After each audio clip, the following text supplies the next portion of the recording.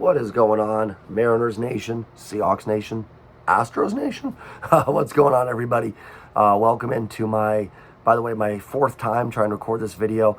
I'm going to start doing some upgrading stuff. I'm going to get like maybe a camera, some better equipment and stuff and everything to make these videos. As much as this, amazing setting and messy room is great to make it. Hopefully a little bit better value, and I don't have to make these videos 5 times, but welcome in, everybody. Thank you again to everybody new that subscribed. I began yesterday with 22 subscribers. I'm now up to 65, which is really cool.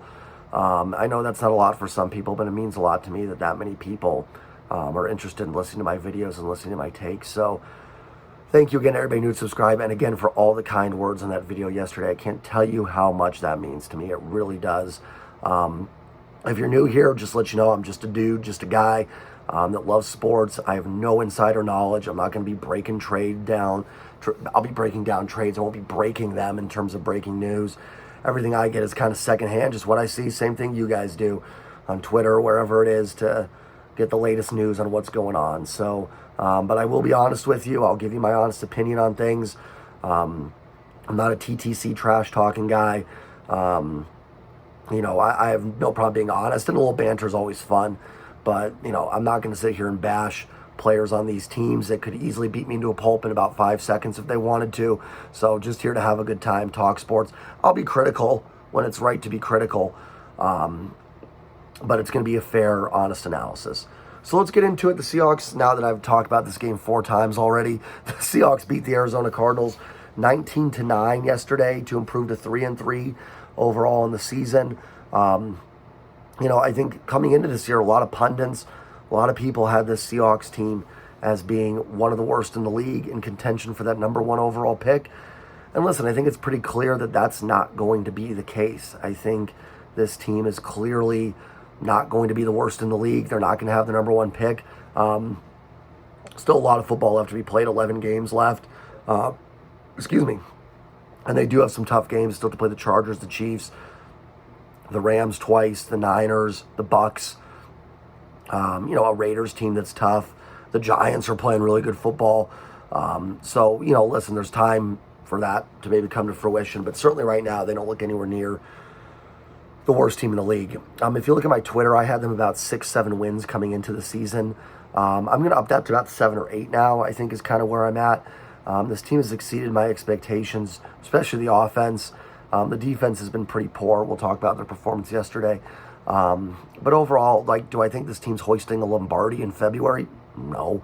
But when you look at the NFC and some of the powerhouses that are struggling right now, I don't think it's crazy to think they could compete for a playoff spot and maybe get in.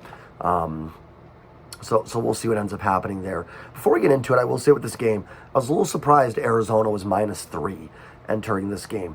That's really easy for me to say now. I don't have any receipts. I didn't say that earlier, so it doesn't mean anything.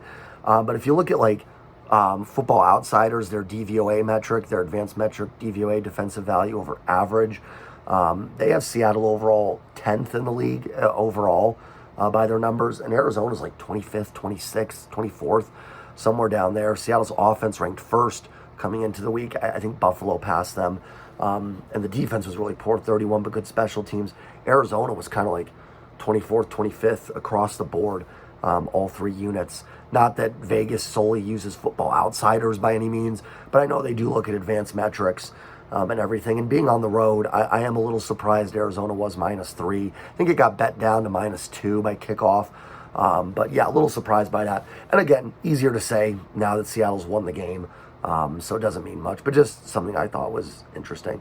Definitely more of a classic Pete Carroll Seahawks game than we're used to seeing, or at least we're used to seeing this year.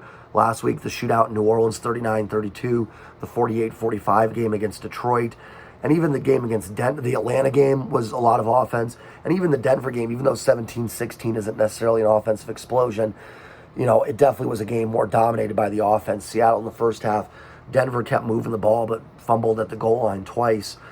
This was certainly Seattle's best defensive performance of the year. I'm sure Cardinal fans are going to come out and kind of be like, that's our offense, we're not good. Seattle fans are going to say our defense stepped up. I think the truth is probably in that middle somewhere. Arizona's offense has been struggling. It's been very inconsistent all season. They've got some playmakers, but James Conner was out. They don't have Hopkins back yet. A.J. Green is not the same player. Ertz is a good weapon, but not the guy he used to be. Kyler's dynamic, but inconsistent, in my opinion. Kind of the same for a guy like Rondell Moore. But Seattle's defense went up against last week a New Orleans team that was depleted. They ran all over them. Detroit was depleted. Ran all over them. So Seattle is not immune to getting beat up by offenses that are missing people or struggling. Now, Detroit's offense certainly wasn't struggling. They were dominating. They had a really good offense all season. But either way, a good effort to see from the Seahawks defense. Arizona's offensive line's actually been all right in pass protection. I think PFF has them graded 14th overall coming into this week. So a nice performance to get 5 sacks. And 5 sacks against quarterback and Kyler Murray. It's not easy to get to because you have to play more of a contained defense on him with his running ability. So definitely it takes a little bit more effort and a little bit more discipline to sack a quarterback like Kyler Murray. So to get 5 sacks was really good to see.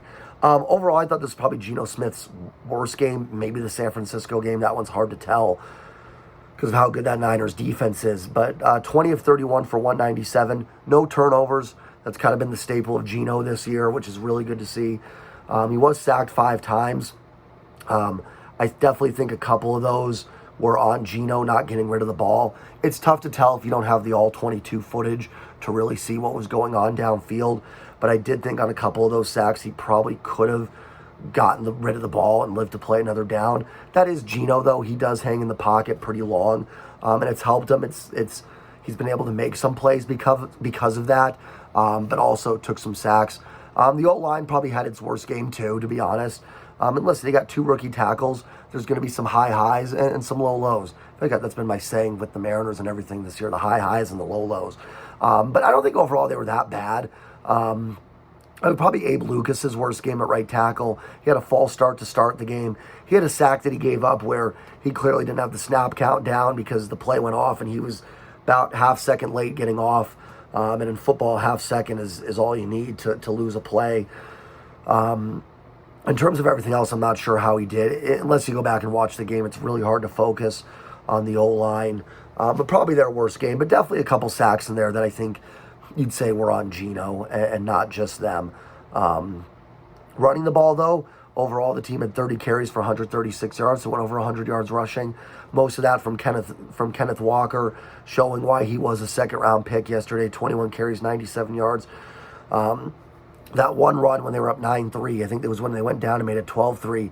The play was kind of blown up. He got around the edge. Looked like he was going to pick up 3-4 yards. Some poor tackling by Arizona, but also great ability by Kenneth Walker to push through and ended up turning that into, I'm not sure if that was his 34-yard run or if that was the one in the first quarter, but ended up getting them into the red zone and into a goal-to-go situation.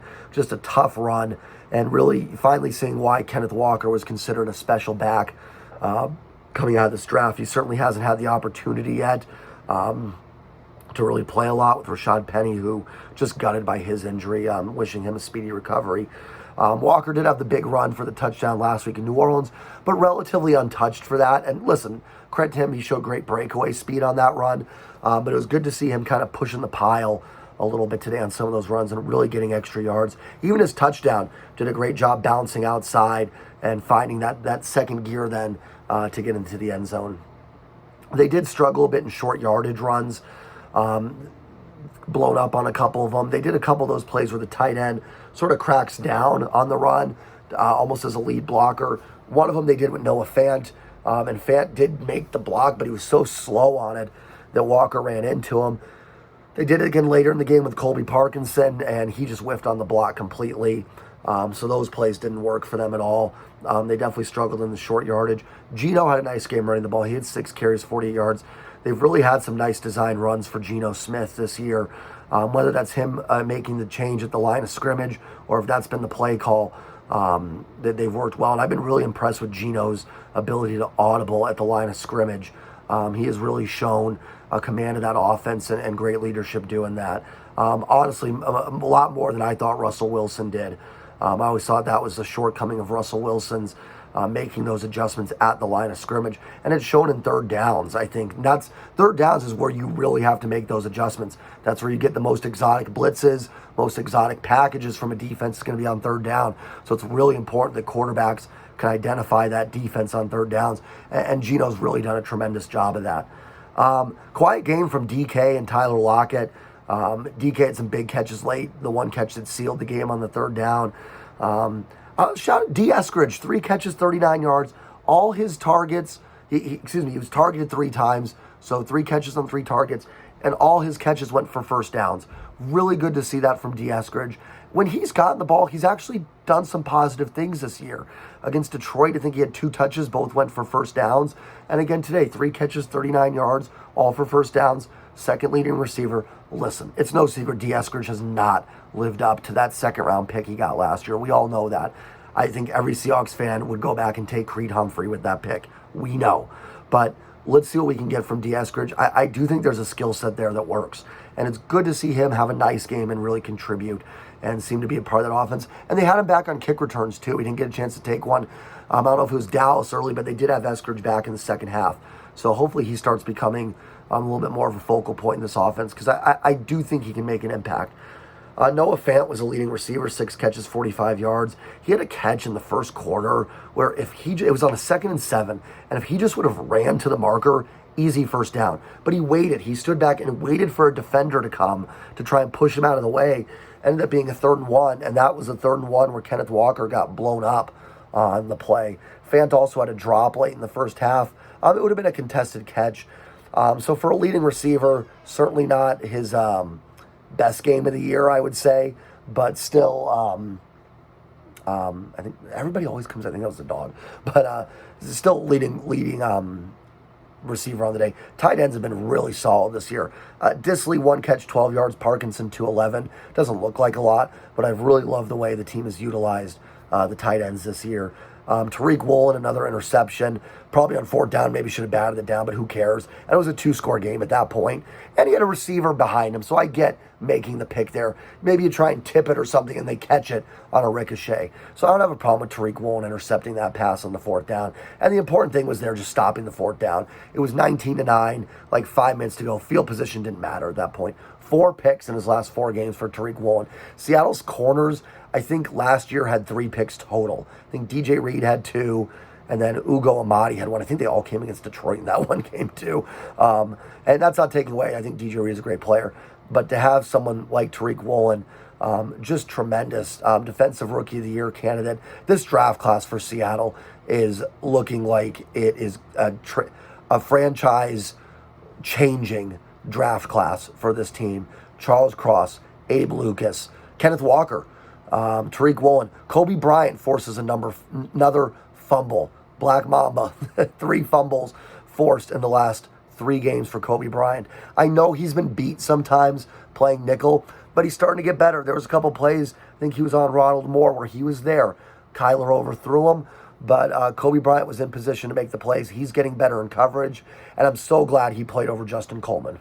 Nothing against Justin Coleman, but Justin Coleman is just not good anymore. Kobe Bryant should be the nickel all the way through. And 8 tackles for Kobe Bryant, too. Tackles aren't the best stat. They can be you can get cheap tackles, but good to see that from Kobe Bryant. 5 sacks, Ryan Neal, Poona Ford, Quentin Jefferson, Shelby Harris, and Nwosu got a sack as well. And Nwosu's been a great signing. Oh, and Darrell Taylor had a strip sack as well. Darrell Taylor, who has really struggled this year, I thought made some good plays getting around Kelvin Beachum, the Cardinals' right tackle, and making an impact. Good to see him finally step up because he struggled. Boye Mafe, another one of the draft picks, isn't going to show up in the box score. But in the first quarter, I think it was Kyler running it on 2nd down on their first drive. Mafe did a perfect job. Go back and watch the play. Mafe sets the edge perfectly, forces Kyler to bounce outside even more.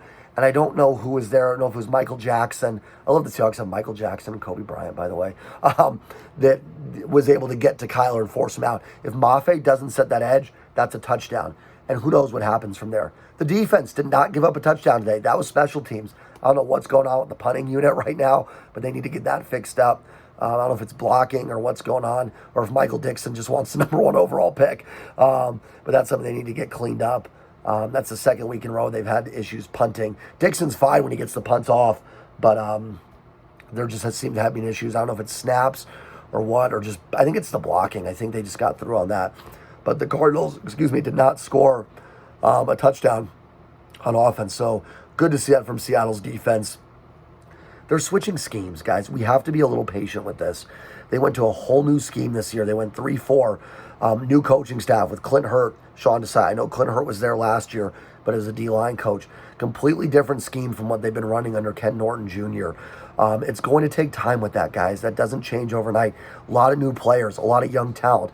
And they probably are a little talent deprived on defense right now.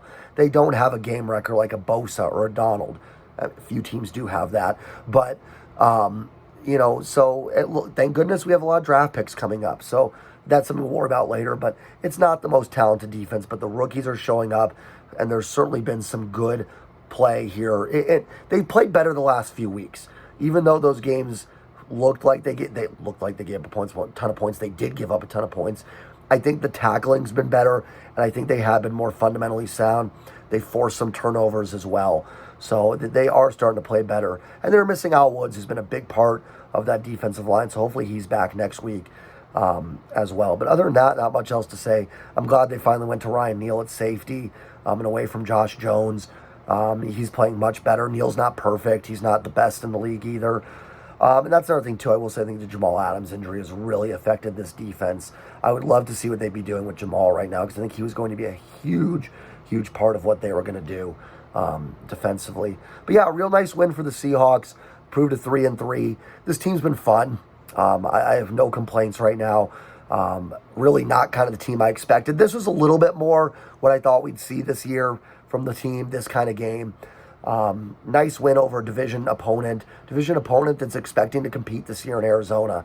And I will say this with the Cardinals, I'm just not impressed with Cliff Kingsbury. I don't know if that's a move that needs to happen now. I don't think that's going to change anything. Would be curious to see how they look with Vance Joseph as a head coach. But, boy, some of the play calling from Cliff Kingsbury, just the disorganization that they seem to have there, just overall not really impressed. And even Kyler, I'm happy as a Seahawks fan. The Cardinals didn't go out and get a Brian Dable or an Arthur Smith, someone like that, last offseason, 2 off seasons ago, because I would be curious to see how Kyler would look with a Brian Dable coaching that team up, someone like that that's, I think, a much better offensive coach than Cliff Kingsbury is for certain. But, yeah, definitely, that's all I've got for this. A nice win for the Seahawks. 3-3, tough game coming up with the Chargers next week. I'll do a preview video for that game, and maybe we'll break down this game a little bit more, some of the X's and O's of it as well. I would like to get into that.